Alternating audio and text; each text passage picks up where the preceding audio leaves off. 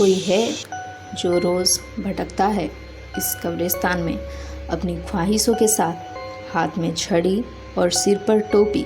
ये अजीबोगरीब पहनावा इसीलिए क्योंकि ये एक अंग्रेज़ था, इसीलिए क्योंकि अब से कई 100 साल पहले इसकी मौत हो चुकी है, मगर ख्वाहिश है कि मौत के बाद भी उसे मरने नहीं देती। तो दोस्तों, स्वागत है आप सभी का आज के एक और रोंगटे खड़े कर देने वाली सच्ची कहानी में।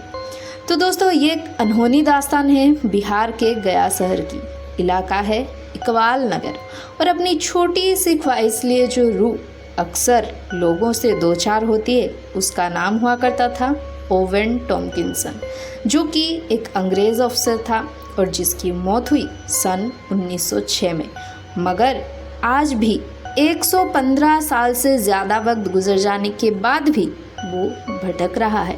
सुनने में भले ही अजीब लगे, मगर इस रूह को बस यही चाहिए, चाय और बिस्किट, और वो हर रात अपनी इसी हसरत के लिए इस पूरे इलाका में चहलकदमी करता दिखाई देता है। गया के इकबाल नगर का ये कब्रिस्तान दरअसल है ही इतना अनूठा कि यहाँ कदम रखते ही कुछ अलग सा एहसास होता है। बात की जाए यहाँ की कब्रों पर की गई नक्काशी की तो या फिर कब्रों की वास्तुशिल्प की, देश में ऐसा कोई दूसरा कब्रिस्तान नहीं होगा जिसकी कब्र का ऊपरी हिस्सा पत्थर से बने होने के बावजूद किसी छतरी की तरह घूमता है और अजीब सी आवाज़ निकालता है। कहीं खौफ की दास्तान के पीछे एक वजह ये तो नहीं। हालांकि इन सब अचरोज़ों के बीच इकबाल नगर की ज़िंदगी ओवेन की रूह के साथ जीना सीख चुकी है। वो लोग जो ओवेन की रूह से बाकायदा मिल चुके हैं, उनमें से कई अब भी उसी राह से गुजरते हैं। हालांकि मन ही मन वो ये ज़रूर मनाते हैं कि उनका फिर ओवेन से कभी सामना ना हो।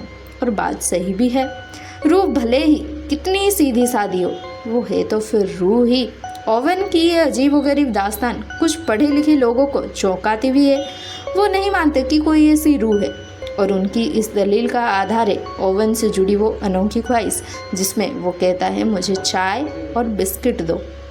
मनोवैज्ञानिक मानते हैं कि अगर किसी भी किस्से की हकीकत को परखे बगैर उसे हवा दी जाती रहे तो वो किस्सा धीरे धीरे असलियत जैसा मालूम पड़ने लगता है, और गांव के सीधे साधे लोगों का जहन उन्हें रस्सी को भी साफ समझने पर मजबूर कर देता है।